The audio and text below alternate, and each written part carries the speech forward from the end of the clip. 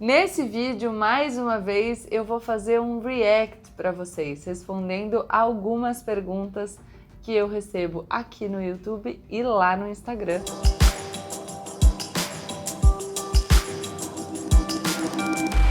Olá pessoal, como eu sempre digo, a partir de agora, menos emoção e mais razão. Aproveita para deixar o seu like, se inscrever aqui no canal e compartilhar esse vídeo com seus amigos. Nesse vídeo, mais uma vez, eu vou fazer um react para vocês, respondendo algumas perguntas que eu recebo aqui no YouTube e lá no Instagram. Espero que vocês gostem.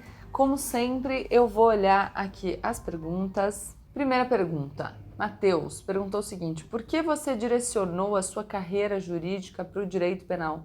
Putz, boa pergunta. Acho que eu não sei se eu já falei disso, então vou contar. Seguinte.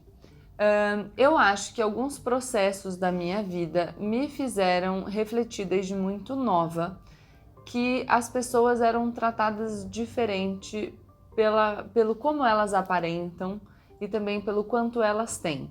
Eu tenho alguns vídeos que eu gravei lá no Instagram há bastante tempo, eu ainda nem tinha estreado na TV, que eu reproduzi aqui no YouTube, ainda tá todo estranho, não era bem produzido, tá na vertical o vídeo, mas nos quais eu falo um pouco sobre a minha história de vida e conto sobre como eu, enfim, interagi com a minha história, como o meu vivenciar de algumas situações me fez começar a refletir bastante sobre elas.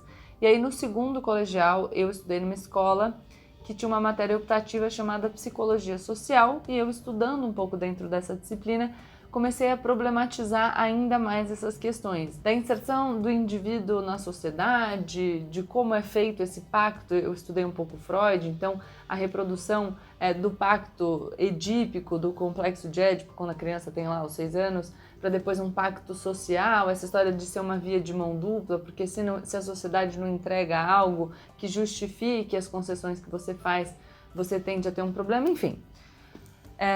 E aí isso me gerou algum tipo de interesse por matérias mais ligadas à criminologia. Eu ainda não sabia o que era criminologia, mas então um pouco essa história da psicologia, enfim. E aí quando eu vou começar a pesquisar as matérias para pensar se eu queria prestar vestibular, eu fiquei em dúvida, na verdade, entre prestar direito ou jornalismo. E aí acabei decidindo por direito, entrei na faculdade e o meu caminho natural não foi logo escolher o direito penal, foi o inverso. Eu, na verdade, fui testar outras áreas para ter certeza se o que eu queria mesmo era o direito penal. Então eu estagiei com direito civil, eu fiz um curso de extensão em direito concorrencial, eu cheguei a fazer um intercâmbio na Universidade do Porto, cursei um semestre lá. A Universidade do Porto é a primeira universidade que tem uma faculdade de criminologia. Eu não cursei nenhuma matéria, me arrependo, adoraria voltar, mas enfim, foi o meu processo. Eu também cursei matérias ligadas ao direito da concorrência lá. Quando eu voltei para o Brasil, eu estagiei num escritório com direito empresarial e só no último ano da faculdade, depois de ter testado bastante coisa, é que eu fui para o direito penal, porque eu falei, bom, testei, não me encontrei em nenhuma outra área como eu me encontrei no direito penal, não sou tão feliz em nenhuma outra área como eu sou trabalhando com direito penal, e aí eu fui trabalhar não no escritório de advocacia, no Ministério Público, porque eu achava que eu queria prestar concurso. Então eu trabalhei 1 ano no Ministério Público e aí percebi que, enfim, não era isso que eu queria, ainda tinha um pouco de dúvida quando eu me formei se eu prestaria concurso para magistratura ou se eu queria advogar. A única coisa que eu sabia era que eu queria dar aula. Então eu fui fazer meu mestrado, a primeira decisão que eu tomei foi essa, de fazer o mestrado, e aí só depois de 1 ano que eu já estava no mestrado, 1 ano, 6 meses, não vou me lembrar agora, foi que eu entrei no escritório e comecei a advogar e comecei a minha carreira na advocacia criminal. Eu gosto do direito penal porque eu gosto de lidar com pessoas e eu gosto de poder trazer conforto, mesmo nos momentos mais delicados, e talvez trabalhar a minha capacidade de não julgar o outro, por mais difícil que a situação seja. E eu acredito muito que a gente precisa defender o direito do outro numa situação em que a violação desses direitos possa parecer razoável, porque só assim a gente de fato vai contribuir para o mundo ser melhor, quando a gente tiver os nossos espaços de liberdade, os nossos direitos fundamentais garantidos, e trabalhar para garantir o direito fundamental do outro é trabalhar para garantir o meu direito fundamental ou o seu direito fundamental que está assistindo agora. Acho que é essa beleza que eu vejo no direito penal, por isso que eu escolhi, por isso que eu gosto tanto. Segunda pergunta: como se manter informado nos dias de hoje sem que isso prejudique a nossa saúde mental? Se conhecendo e consumindo o tanto de informação que não prejudique a sua saúde mental. Vocês podem falar, Gabriela, você não respondeu nada. Na verdade, a resposta ela é mais simples do que a gente imagina. Eu sei que tem um monte de informação rolando aí, eu sei que o mundo nos traz a sensação de que a gente precisa consumir tudo a todo momento e que a gente não pode ter um respiro, mas a minha notícia para vocês é: se vocês consumirem uma quantidade de informação que for deixá-los doentes, vocês não vão conseguir fazer nada com essa informação. Você não pode chegar ao ponto de prejudicar a sua saúde mental. Então, se em algum momento assistir ao jornal, consumir o jornal escrito, ler uma revista, te traz um desconforto sensível, um desconforto significativo, para de olhar. Se preserva. Até porque, e acho que aqui fica uma dica muito importante, pense nas polêmicas das últimas semanas. Pense quantas delas, 2 dias depois, você já tinha esquecido o que aconteceu. Eu gosto de uma perspectiva que eu li num artigo que está numa coletânea sobre gestão de pessoas da Harvard Business Review, que está falando, na verdade, sobre como lidar no mercado de trabalho, na sua vida, na sua carreira. Mas fala o seguinte, que a gente tem que olhar para todas as situações com uma teleobjetiva e com uma grande angular. A teleobjetiva é para você poder avaliar os detalhes daquela situação e poder evoluir o máximo possível a partir de uma determinada vivência. Então, olhar na minúcia. A grande angular é para você poder avaliar um cenário mais amplo e, inclusive, pensar qual vai ser o reflexo disso, o impacto disso daqui a alguns anos. Se você conseguir dar para as coisas o tamanho que elas efetivamente têm, por exemplo, percebendo que o escândalo de hoje, daqui a 5 dias, pode não ter nenhuma grande relevância no cenário político, já que a gente está falando disso, você vai conseguir diminuir o barulho, entendeu? E isso também é um pouco do que eu falo aqui, que é mais racionalidade e menos emoção. A gente reagir menos por impulso, no emocional. A gente parar, esfriar um pouquinho e dar para as coisas a importância que elas têm e principalmente não comprometer a nossa saúde, porque sem saúde a gente não consegue fazer nada. Aí a gente vai ser manipulado, inclusive, porque se você quer fazer as pessoas não mudarem o mundo no qual elas estão inseridas, é só você deixar essas pessoas doentes. Aí você não tem poder de ação, você não consegue ir além. Se o Trump for reeleito, você acha que isso influenciará nas eleições no Brasil em 2022? Não só acho, como fiz um vídeo aqui falando do impacto das eleições americanas no cenário político brasileiro, quer dizer, assista os vídeos do canal, se inscreva no canal e consuma o conteúdo que eu produzo aqui com tanto carinho. Dá pra colocar o vídeo, como chama? Aquela que aparece, a capa do vídeo, no caso. Você é sempre tão profunda e fico me perguntando o que você gosta de fazer para relaxar. Eu não sou sempre tão profunda. Lá no meu Instagram, a minha frase da bio é uma convivência pacífica entre a superfície e o profundo. Eu gosto muito dessa ideia de misturar conteúdos mais profundos com conteúdos que trazem mais leveza. Aliás, se vocês assistem o meu programa na televisão, CNN Tonight, vocês vão ver que é um problema super leve. Tem alguns assuntos complexos? Sim. Problematiza algumas questões? Sim, mas a gente tenta fazer isso de uma maneira mais leve e no meu Instagram também eu mesclo conteúdos, então tem comentário de política, tem conteúdo pessoal, tem informação de moda, tem tudo aquilo que me agrada, todo tipo de informação que eu consumo e que por isso eu também produzo. Essa mistura, aliás, faz com que muitas pessoas às vezes apareçam nas minhas redes e digam: eu não queria ver esse tipo de conteúdo aqui, não queria ver uma foto de casal, não queria ver a foto de sapato, o que eu quero é só o comentário político. Mas esse conteúdo faz parte daquilo que eu quero comunicar, que é justamente o fato de nós sermos pessoas complexas que têm mais de um interesse. Eu sou uma pessoa que tem interesse por política, eu me aprofundo muito nos assuntos que eu estudo, mas eu gosto de leveza, eu gosto de dar risada, de fazer piada, eu gosto de postar uma foto com os meus amigos, com meu marido, com a minha família. Eu gosto de roupa, então vai ter roupa. Gosto de maquiagem, vai ter maquiagem. Gosto de estar bonita no vídeo, por isso que eu gravo logo depois que eu volto da TV, para aproveitar a maquiagem e o cabelo arrumado. E é isso. Então, por mais que algumas pessoas se sintam incomodadas, isso faz parte da minha comunicação, porque eu acredito que a gente deve firmar um posicionamento no sentido de da gente se fazer respeitar, sabe? Na nossa complexidade. De cada vez mais a gente se impor no sentido de que a gente não vai se podar, cortar um pedaço da gente para agradar quem quer que seja. Eu acho isso muito importante, por isso que eu insisto nesse tipo de comunicação. Mas, pergunto, o que eu gosto de fazer para relaxar? Eu gosto de dormir muito, eu gosto de tomar sol, embora não pareça, não tenho tido muito tempo, eu gosto de tomar sol. Eu gosto de ficar com as minhas crianças da minha família, a gente tá num momento de distanciamento, enfim, eu vi as crianças faz pouco tempo, depois de muito tempo sem encontrá-las, gosto muito. Eu gosto de estar com os meus amigos, de jantar e de conversar. E eu gosto de estar com os meus amigos e de conversar, inclusive problematizando. Eu sou uma pessoa... Problematizar, pra mim, não é uma profundidade incômoda, sabe? Como é, por exemplo, às vezes, um debate político mais pesado, uma coisa que perturba a gente e nos deixa mais tristes. Problematizar a nossa existência, entender quem a gente é, olhar para o outro e discutir sobre isso é uma coisa que eu gosto muito, me dá muito prazer. E claro, eu gosto muito de ler.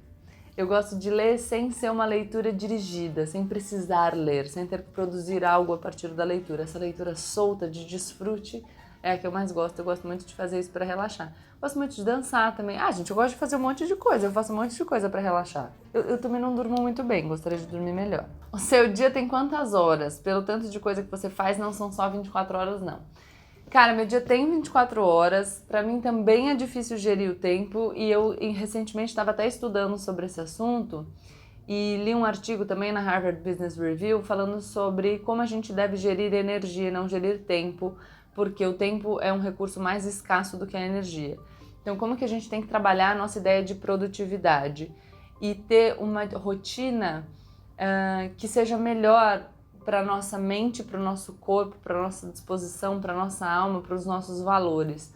Então, quando você pensa, por exemplo, em aumentar sua produtividade só trabalhando mais, na verdade você pode gerar um desgaste adicional que vai te deixar menos produtivo e pode gerar inclusive custo com saúde.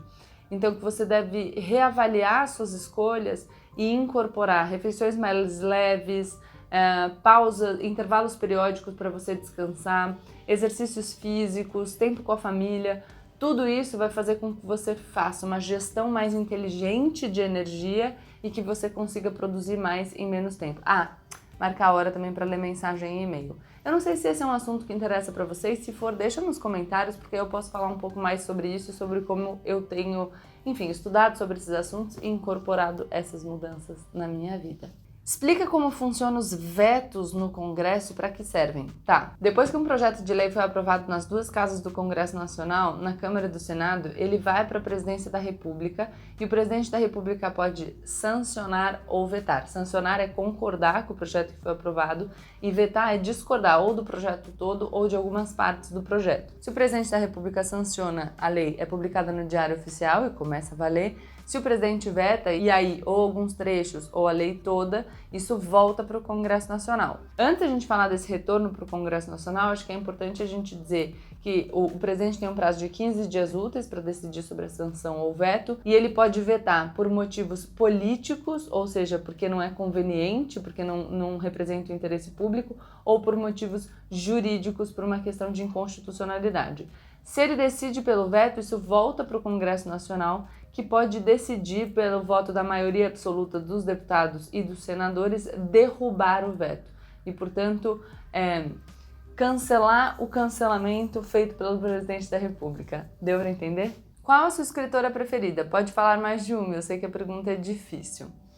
Então, eu tenho mais de uma escritora favorita, mas logo que eu li a pergunta, eu lembrei de uma, que é a Clarice. Eu acho que é até uma resposta óbvia, tem muita gente que gosta da Clarice. Quem me apresentou Clarice Lispector foi o meu irmão, Rafael, que gosta muito dos textos dela já há muito tempo. Eu falo muito da Djamila também, né? Os livros da Djamila Ribeiro mudaram muito a minha vida, principalmente o Quem Tem Medo do Feminismo Negro. Foi uma leitura que me alertou para várias coisas sobre as quais eu ainda não tinha prestado atenção. Então, foi uma leitura que mexeu comigo, que mudou minha vida, que mudou minha percepção sobre vários assuntos. Como eu falei da Clarice, eu decidi ler um trechinho para vocês de A Paixão Segundo GH. É um livro que eu não acho muito fácil.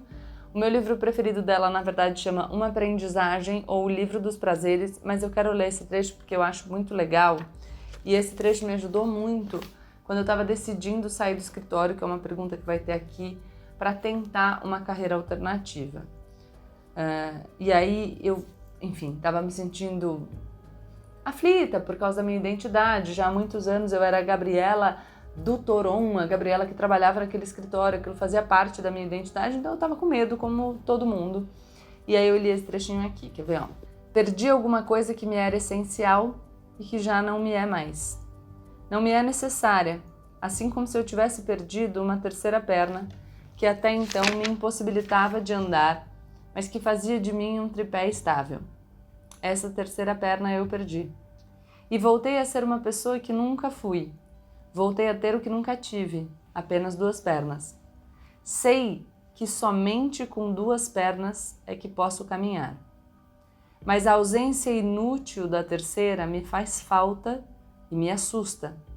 Era ela que fazia de mim uma coisa incontrável por mim mesma, e sem sequer precisar me procurar. E aí ela pula algumas linhas e fala o seguinte: é difícil perder-se. É tão difícil que provavelmente arrumarei depressa um modo de me achar, mesmo que achar-me seja de novo a mentira de que vivo. E aí depois desse trecho eu vou para a última pergunta. Qual a melhor forma de se preparar para uma transição de carreira bem-sucedida? Eu não sei se eu tenho uma resposta definitiva, eu posso contar um pouco da minha experiência. Eu acho que a gente precisa olhar para dentro, entender o que a gente está buscando, ainda que a gente não tenha exatamente qual caminho que a gente vai seguir. Eu não estou falando que você precisa saber, eu quero fazer isso, mas você precisa entender o que é que te move. Numa perspectiva mais ampla, o que você quer? Qual é um objetivo, quase que um objetivo de vida, para onde você quer caminhar? E aí dentro disso, se você tiver uma certeza mais ampla, você vai escolhendo os caminhos que se abrem, porque quando você olha para dentro de você e entende o que você quer como objetivo mais amplo de vida, você vai aprender a reconhecer os caminhos que se apresentam e que poderiam passar despercebidos se você não tivesse pensado nisso, se você não tivesse entendido um pouco o que você quer da vida. Depois, é claro que eu tenho plena convicção de que a facilidade com que eu pude fazer minhas escolhas tem a ver com os meus privilégios de não depender do meu trabalho, do meu salário no meu trabalho para sobreviver. Então eu tinha uma casa para onde voltar, eu teria comida para comer. E isso me possibilitou ter mais liberdade. E eu sei que esse grau de liberdade é uma exceção. Por isso, o que eu diria é: dependendo do seu grau de liberdade, você pode tentar criar espaços de liberdade. Talvez você precise, durante um momento, desenvolver as atividades de forma paralela e ir se estruturando para fazer a transição. Uma coisa muito importante, que é uma frase que a minha mãe dizia, que meu pai sempre falou, é não entrar na roda do rato. Sabe o ratinho que fica correndo naquela rodinha? O que meu pai dizia, meu pai vem de uma família bastante humilde, que tinha, portanto, um espaço de liberdade muito mais restrito que o meu, era que quando você começa a ganhar mais dinheiro no seu trabalho, não assuma mais responsabilidades com um custo fixo. Tenha cuidado, porque senão você entra numa roda, numa dinâmica que você não pode mais se impor, porque você precisa daquele trabalho para pagar suas contas. E aí você vai entrar numa lógica de submissão, que é muito complicada, você não vai conseguir fazer valer o seu ponto de vista para você direcionar a sua vida para onde você quer. Então eu acho que é você construir esses espaços de liberdade, para você transitar não só de uma carreira para outra, mas para você poder transitar na segunda para a terceira vez, da terceira vez para a quarta vez, você precisa construir esses espaços de liberdade.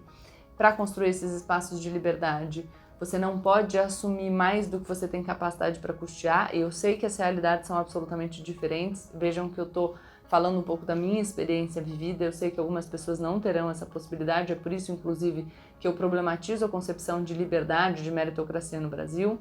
Mas, enfim, falando para quem tem algum espaço de liberdade, dê um jeito de ampliar esses seus espaços de liberdade e se faça respeitar, para que você possa direcionar para onde você quer que a sua vida vá. Mas uma parte do processo de você se fazer respeitar é sempre respeitar o outro, porque você alimenta a lógica que opera no mundo que você vive. Se você desrespeita o outro, se você subjuga o outro, se você violenta o outro, isso é o que volta para você.